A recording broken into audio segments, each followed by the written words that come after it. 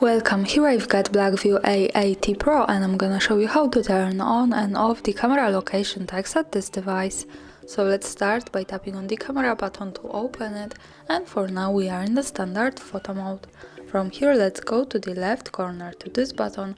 When we pick it, we can open the advanced camera settings, and here we have the location option, so it allows us to save the information about the place where we take a picture in the details about it. By using this button we can easily turn it off and turn it on like that as we need. And here also the important information is that to make it work correctly when we want to save the actual location of our photo, we have to be connected with the internet, for example with the Wi-Fi, and we have to turn on the location of this device. So remember about these two parameters to make it work. Now let me keep turning it on all of these settings. Let's go back to the camera to take a picture. To see it, let's move to the left to this button. Here we can get quick access to the gallery. This is our photo. To check its location, we have to just simply slide a little bit down, and as you can see here we have more details and the location with the map and the full address.